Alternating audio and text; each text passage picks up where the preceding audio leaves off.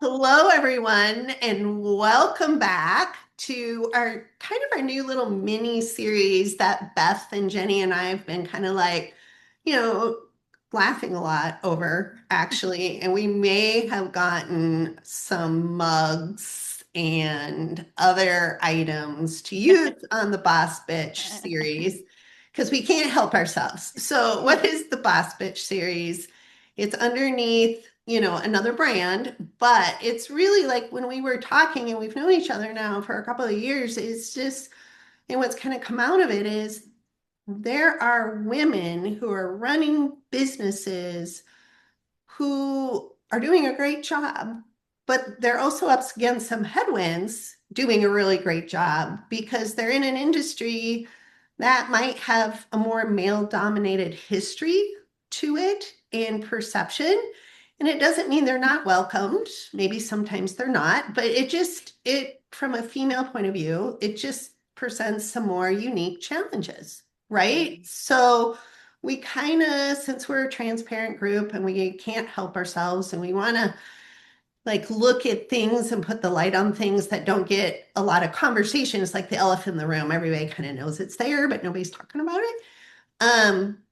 So this may be the birth of the Boss Bitches kind of mini podcast series because we can't help ourselves. So there we go. Right. So we're going to kick it off today with kind of talking about why we came up with this kind of as a kickoff kind of to the series and what it is.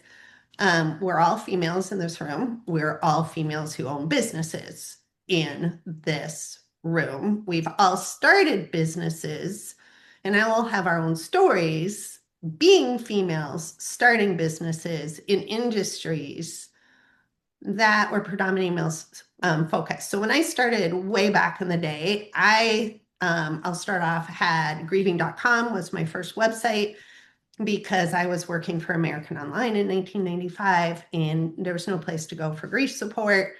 All our grieving people are like, "You're wonderful. Where were you when mom, dad, dog, and anybody in their life died? Can you go talk to funeral directors?" Well, let's talk about male dominated industry. Yeah. Wonderful people, wonderful industry, but not a lot of females running in things. Plus, they also had this little thing about what's the internet and is it going to stay? And I just bought a fax machine. So I had maybe two headwinds going there. Seriously, I got asked, can I I load my bet. website on a fax machine? And I'm like, ooh, no, I don't, That's no, not how that works, but thank you. Well, and no.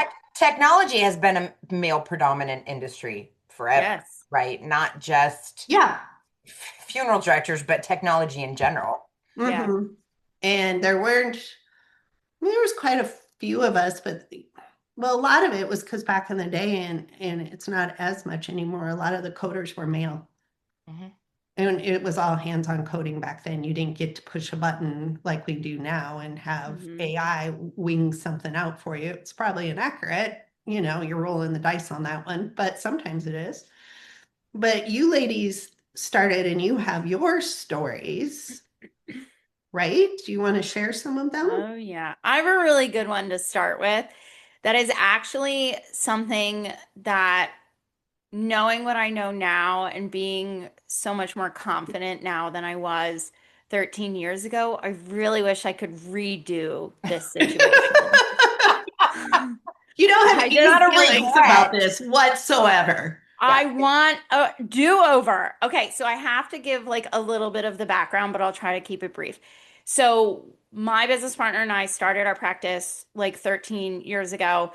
And at the time, we were working for another doctor. We'll just call him Dr. Fuddy Dud.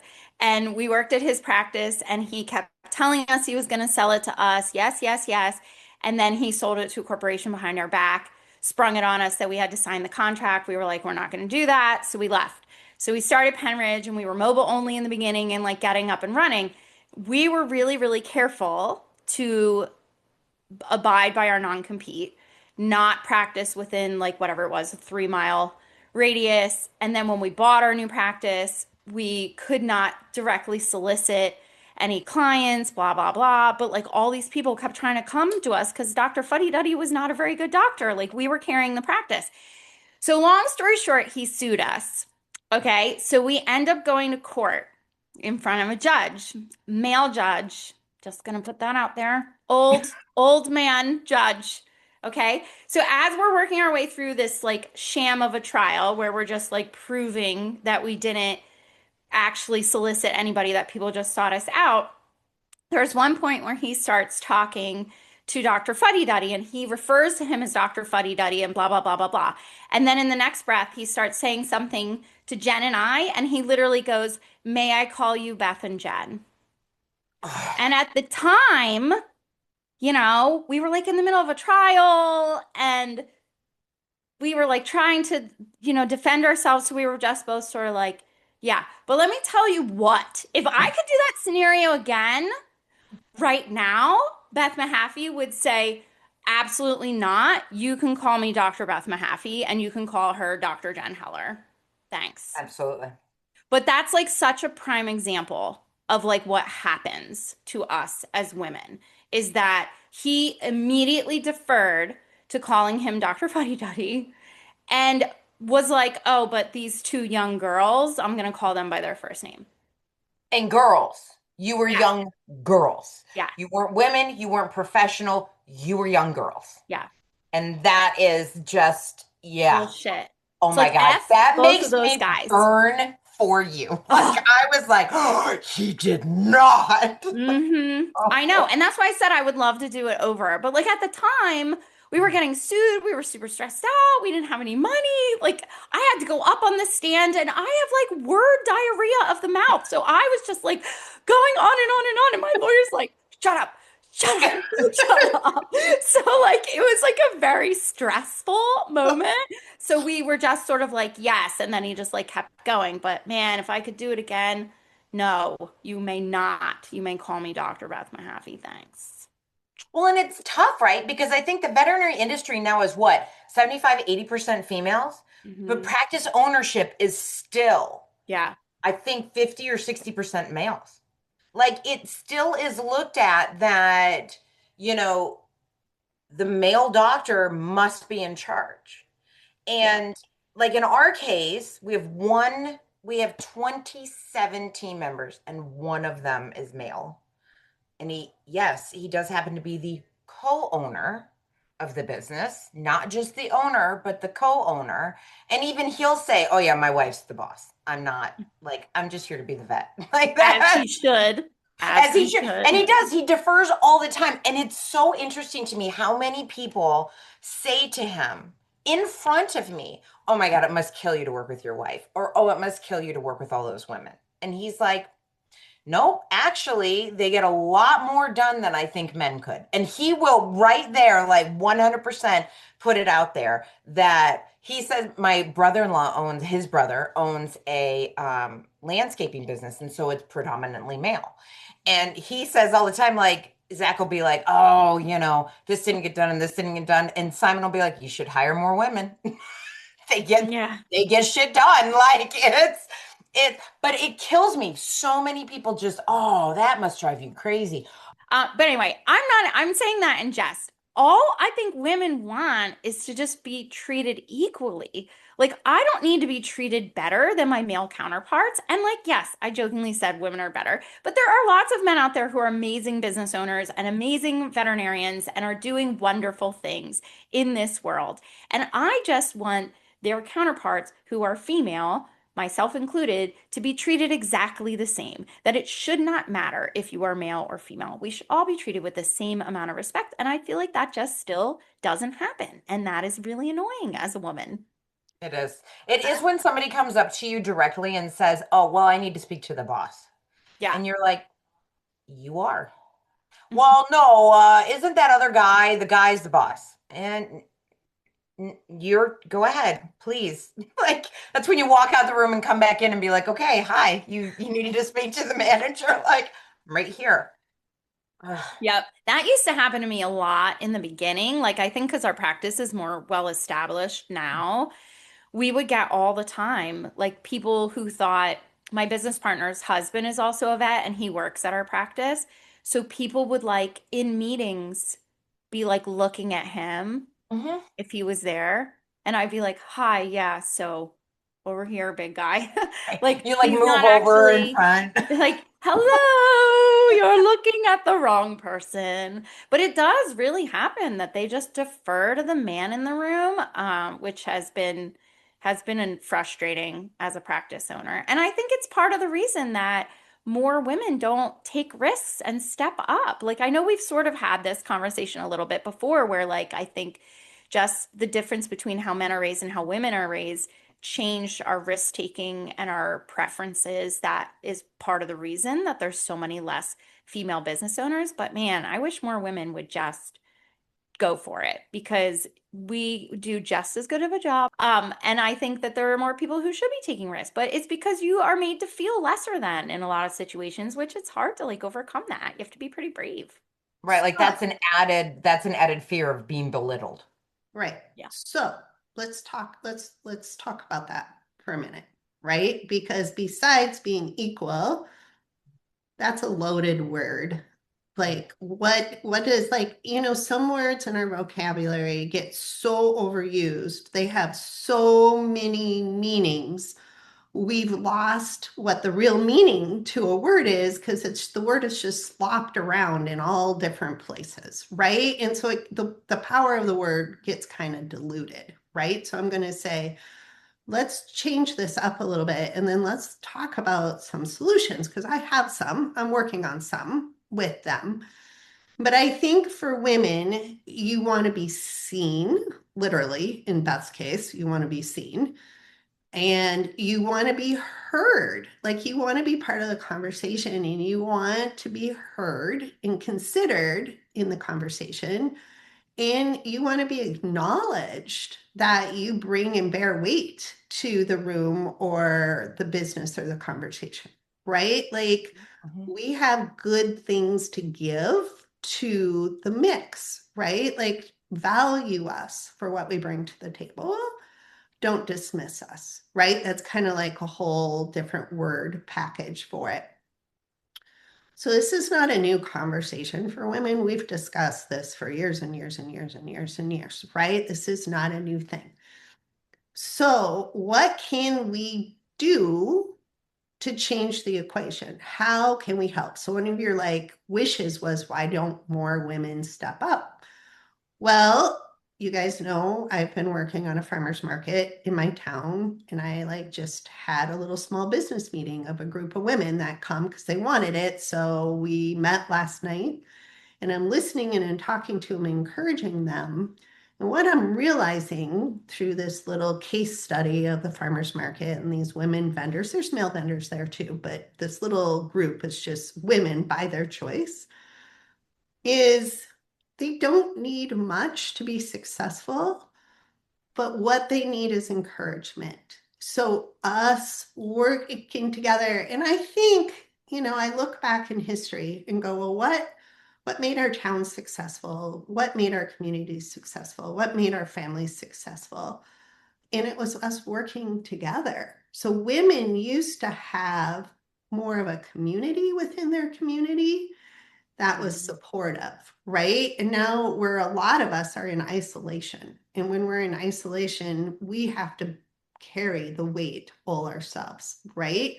Mhm. But I notice with these women in this tiny little group, all they need is you can do this. We're here to Mhm. support you. How Mhm. can I help? Right? These little dinners that we put together, potluck, because it's kind of fun. And what I offer them, I don't feel like it's massively huge moving the needle. And they leave the house energized and thrilled. And they're like, yes, I can do this next thing. Right. Um, One also just texted me before this. Do I need this or is it good? And, so the community is growing. And it makes the lift lighter, is what I'm noticing. Mind you, this is just a case study of my own little area. Haven't done a cohort study of 1,000 women business owners or any of that sort of thing. Just practice, just my own thing. And that's my skill set. I bring people together, I connect people, we find the empowerment and we found the joy because that's my skill set. Other people may have different skill sets where we can help each other. So, how do we turn? We've obviously found something, right? Like these things aren't working for us as a group. So, now what are some solutions? Have you two found any solutions? So, like, I guess out there, people who are listening, maybe you should start a little support group of women in your town. And it doesn't have to be your exact profession, right? It doesn't have to be you and a whole bunch of other yous doing the same job. It can be just a group of people, right? Yeah. Ideas, thoughts? I think we need to be so like I put myself out there as much as I can. Like I started speaking and it it's funny because Peter and I just did a talk about imposter syndrome, right? Which is something that so many of us struggle with. And I'm literally standing there speaking with Dr. Peter Weinstein, who has won accolades, the Legacy Award in California, the Speaker of the Year, like everywhere, all of this. And I'm sitting there going, here I am, a practice manager in Deerfield, New Hampshire, that most people don't even know where that is. And I had this, like, and we're talking about imposter syndrome, and I'm going, oh my, like, this is it. This You're is like, I have my, it. right.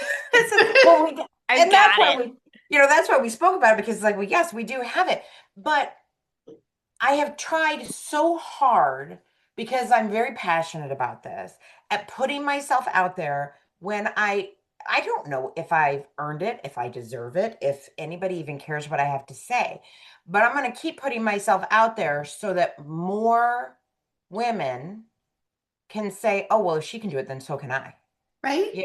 If she can write, then so can I. If she can be on a podcast, then so can I. If she can speak in front of all these people, so can I. I mean, I love all of the men that are normally on this podcast, Peter, David, Phil, and I don't think any of them would ever diminish any woman. I don't think that that's the way that they work. And that being said, if you look at the practice manager speaker of the year for VMX for the last 4 years, of the last 4 years, 3 of them were men, right? And they're all amazing. They're all amazing men. Dr. Andy Rourke, freaking amazing. So funny. Dr. Dave Nichols, so funny and somewhat inappropriate sometimes. I mean, I think that these guys, you've got oh shoot, the DVM 360 guy, Adam Christman, right? Mhm. Amazing man. And I think that, you see them and you can't argue that they didn't deserve it. And are there more women that could also jump into the ring, that have more to say, that can help others? And I think the more visible we are, the louder we are, the more that says, well, hey, if she can do it, why can't I? And I think to me, that's why I try so hard to fill in roles that are male predominant, is because why not? And if I can do it, and I'm this little somebody who lives in literally a town that has 1,800 houses, if I can do it, why can't you? Why can't others? And, not just the support aspect of it, but also, we talk about this all the time in media, having your visual representation of seeing, hey, that's me, whether Yeah. it's your race, whether it's your sexual orientation, whether it's your religion, whether it's your gender, seeing someone who represents you makes it seem more possible. So that's, So, you yes, belong to a practice manager group. yes. I would be very curious if you would go at your next meeting or you probably have an email blast or Oh, yeah. listserv or something, whatever. Send out a note or ask them, would you all get up and present and speak? And if not, why not? I What are have the barriers? we have already talked about this to a lot of them. And one of them is a practice manager. She works for a larger corporation, so she oversees multiple hospitals. She's so smart. She's involved in the Veterinary Hospital Managers Association. She helps to oversee the test to become a certified veterinary practice manager. Like she has all these ideas. And she has said, I know I should speak, but I just don't think I can. And it's this fear, right? Like the number one fear is public speaking. Yeah, That is, but what's hers? Is hers like, I'm going to be belittled, I'll be seen as an I don't know. imposter? I She don't has, know if she said whatever the why was under the hood, right? But I mean, I guess it's if we can dig down to more of those whys, then once you see, well, this is the why, then I'm immediately the way my brain works is like, how can we fix it? Like, how can we support the why? Like going back to the market, a couple of my female vendors are like brand new this summer. Like, I've never done this. And like, guess what? Neither have I. I said, but you know what we need to do? We need to show up. We just need to show up. And they're like, but maybe I can't get my booth up by myself. I said, that's great. You raise your hand and we'll come over and help you. If that's your barrier to entry, then make that like, then let's fix it, right? So yeah. that you show up and then we'll take it from there, right? But I think getting to that why allows the why then to be resolved. Yeah. I have two kind of comments on that theme. So I think one of the biggest whys is fear of failure.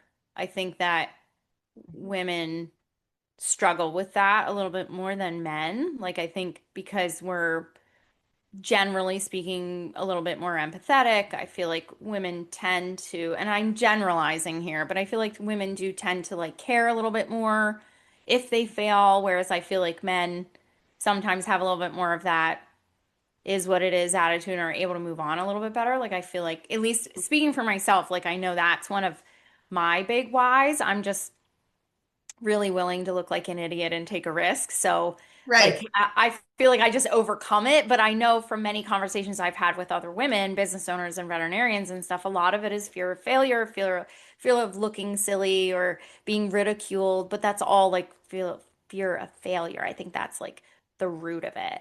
And I think sometimes kind of to what Jenny was saying, putting yourself out there or just getting started, just showing up and starting small to build your confidence and have a network of badass bitches around you that are cheering you on. Like, I do feel like that makes a huge difference. Like, and if you want to own a business, maybe the first thing is you start talking to other business owners and start getting information and then talk to a lawyer and then kind of spiral from there. Like, I know that's what I did. I had no idea what I was doing. I still feel like there are so many days I have no idea what I'm doing, and something happens and it's catastrophic, and I'm looking around like, where's the adult? And everyone in the room is looking I at me, I don't want and to be I'm the the adult anymore. adultiest adult.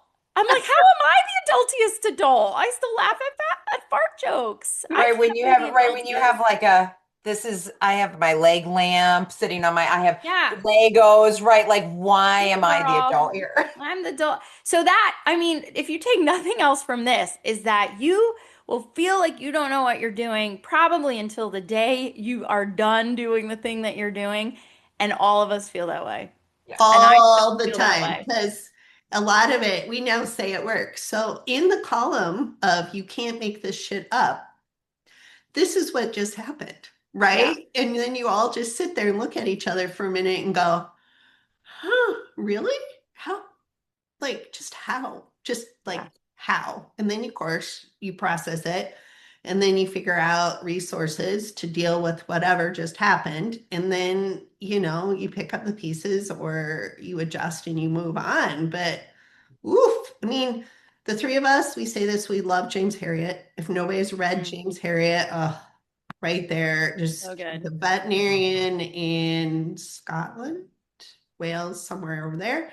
What else? Yeah, and he talks about the the shit you can't make up column in his life in the accent of the people around him and tells how the story like what happened, here's the story and how it's resolved, right? And these are real life stories that he had. He didn't make these up. He changed his people's names and things like that.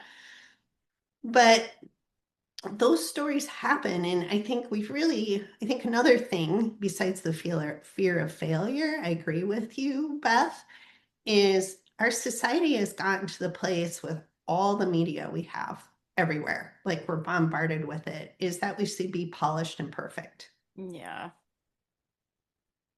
You Yes. know, and that's just not reality. That's called Hollywood. Like Yep. I mean, the three of us, we show up as we are every day. We Yep. don't do our hair for 2 hours. We don't do our makeup for 2 hours. We're wearing the clothes we have because our priorities are our business, our families, our lives. A dog walk, hallelujah. I'd rather take a dog walk and have peace and quiet than trying to show up to life perfect. Yeah. And I think that to me is, when we talk about mental health. So my child went through a very traumatic freshman year, which ended in like hospitalization for a month, like me sleeping on her floor. Hang on, I'm shutting my printer off because it keeps going off. Me sleeping on her floor to make sure she was safe, things like that. And it took me a while, but once I started talking about it, and I did. I actually had a sermon at church and I said, these are the struggles that we went through. And this is, and so many people came up and said, oh my gosh, I had no idea when I went through that or when my child went through that. And when we stay quiet about our struggles and we're not real and we're trying to be perfect, you're telling everybody around you that you subscribe to that belief and and then they in turn say, oh, well, I'm expected to be perfect. I can't let Yeah. anybody know that I ate a tub of ice cream tonight watching PS I Love You because, And because I, crying 2 hours straight. and it's not a pretty cry. This is not a pretty No, movie cry. ugly This is tears. ugly, sobbing, snot Ugly dripping down. tears. Right. And the more that we show our realness to those around us in general, talk about our struggles. I think Phil is really good about this. Like he is very, very open about the struggles that he's been through, the substance abuse, the alcoholism, the recovery that he's going through.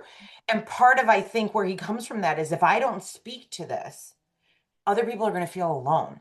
Mhm. Kelly, you talked about all of the media that we have, and yet all of these studies show how lonely we are right now. Mm. So And so, lonely, so so lonely, lonely. so lonely because we have connections, but they're not real connections. And Yeah. we're not really being who we are. And so I think the more vocal we are and the more visible we are as ourselves, being real, sets that it's okay to not, like Beth, not know what the hell you're doing, Yeah. to not wanting to adult, but sometimes we just have to. And then it's okay to go home and absolutely fall apart Yeah. and, lay on the floor with our puppies and like, and have that moment. And then you show up the next day and you do it all over again. But no Yeah. one, it's so hard because we all feel so alone in all of our struggles, but we are in a world of billions of people. And to say, I am the only one in the history of anything that has ever gone through this and has ever felt like this, and I am totally alone, is a little narcissistic. Like, we're not, you're not Yeah. alone. You are. There are so many other people that have the same struggles and it's all about finding them, but you can't just sit there and wait for those people to come. I am so grateful to have met you two. And for those who don't know me personally, my dog went missing in the middle of a blizzard um a week ago, and I didn't sleep or eat for like 3 days until she just showed back up. But meanwhile, Beth and Kelly are like, hey, any news? Are you okay? I've been thinking about you, like just checking in on me. And I'm so grateful for that, to have that support. But it's one of those things that you have to cultivate those relationships. You can't just Mhm. take or expect them to find you. You have to put yourself out there. Join your farmers market. Join your local veterinary or your state veterinary, Chamber of organization. Commerce. Chamber of Mhm. Whatever. Commerce, right? Yes. Yeah. And don't follow the fake ass people, the Yeah. real housewives of the veterinary world or whatever. Like, oh, I don't I Yeah. know. Can do. you imagine the Real Housewives in a veterinary OR? That just Yeah, went we'd through my all come head. in with their hair like Oh, this I can't and handle it. anal glands all over us. And Very glamorous. Very glamorous, very, very, very alluring, right? But, I saw something here on my next door in social media, just for people when you get stuck in your own area. Social media does have microclimates because in being in marketing, we notice this across the United States. So in some areas, some social media is stronger than other areas. So in Minnesota, next door is pretty strong for neighborhoods. But I saw like a year and a half ago, some women said, I need to meet more women. I'm an empty nester. I am going to be at this coffee shop at this time in this town. Please join me. And you know what? All of a sudden, boom, boom, boom, boom, boom, boom, boom. That's Everybody's like, awesome. oh, I'm going to show up. That's a great idea. And now they have a really cool name and Oh, they all meet and they just show up. I mean, more than half of the battle is showing up, like just yeah. show up, people. Take the first step. But that woman just put it on social media, her local social media, and Facebook has local groups and other social media has local groups. Yep. If there's not a local group, create one. Start one. Yeah. Start one. I think so much of this speaks to like being vulnerable. I Mhm. think being willing to put yourself out there, which is super scary, but often when you do, that opens so many doors to other people who are feeling alone, that feel exactly the same way that you do, that just weren't brave enough to be the one to say first, "Hey, Mhm. I'm not okay. I need support," or "Hey, I want to do this big scary thing. Has anyone done this?" Or, "Hey, I want someone to do this big scary thing with me." And so often, if you're just brave enough to be vulnerable and open your mouth and raise your hand or say the thing or do the thing, like there are so many other people that are in the exact same boat as you. And I honestly feel like that's the root of so much of this. If you are just willing to show up and be brave and be vulnerable and say the thing to go for what you want, then I think a lot comes from that. A lot of success really just comes from people who are willing to take the risk. And like, yes, all of us have failed too, but the Oh, failure is not what sits with you. You think you make these failures into these like mountains oh, and things that you're never going to get past. And then at the end of the day, I barely remember some of my failures. And at the time, they always feel horrible. But you huge.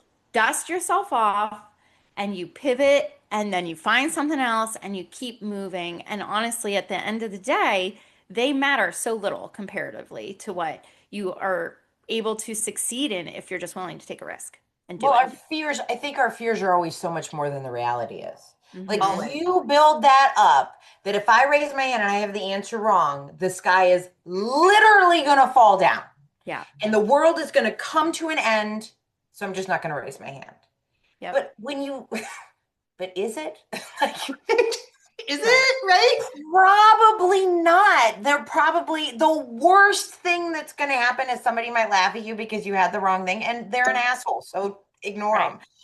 But it is, I think, that fear of being vulnerable. And part of this does lean back to the social media stuff because, can't be. Or the people are so vulnerable that they're always recording themselves crying that it's fake. So then you're like, oh, well, somebody's going to think I'm just faking it.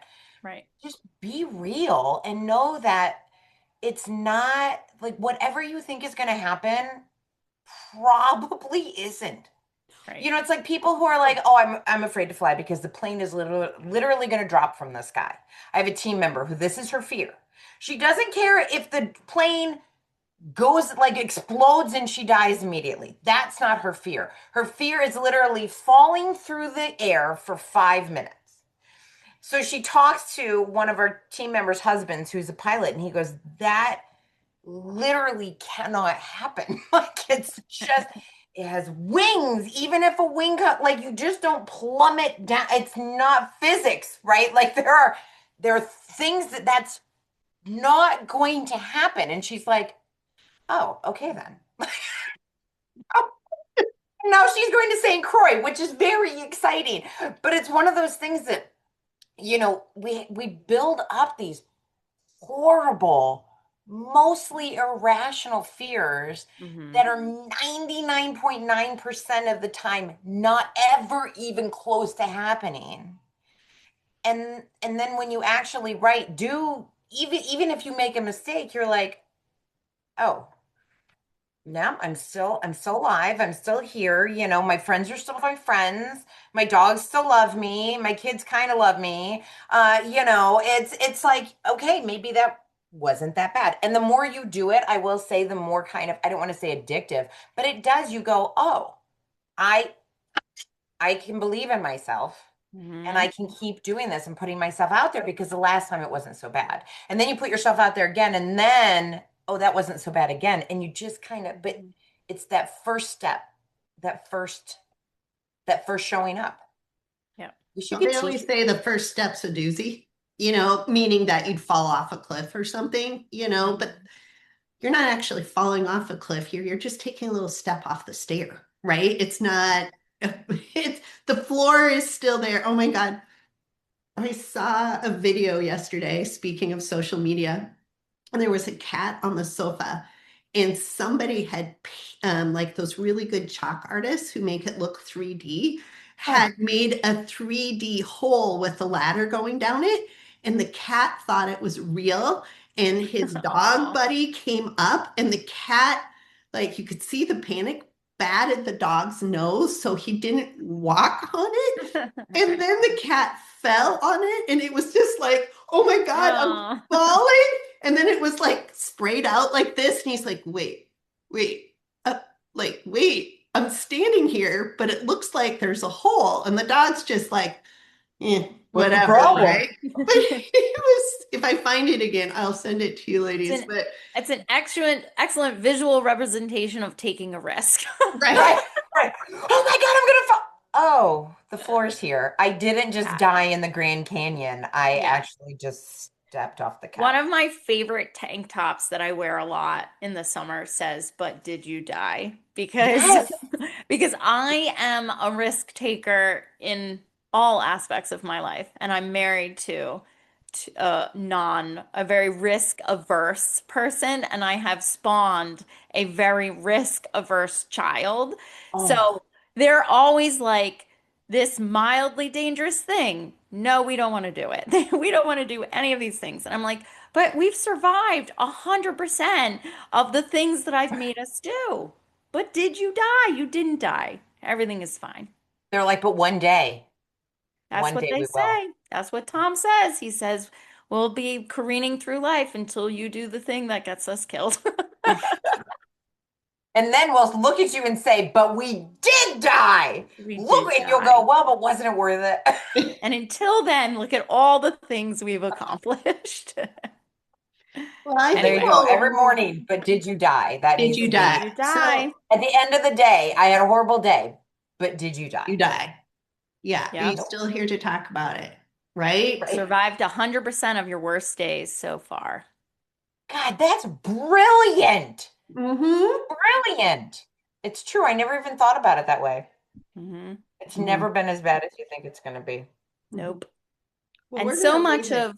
so much of being a boss ass bitch and owning a business, I think, is that concept of being willing to take a risk and go for it and surround yourself with other like-minded people to support you along the way. That's really the main premise, I That is the think. premise. And take that first step, even if it looks like the floor is not there underneath you.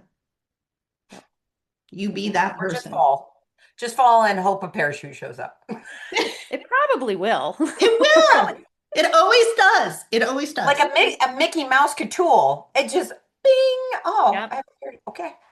Let's do this. I thought that's a great mic drop right there. I think that was like the perfect ending to our little I like how we started off really angry at men, and we're not.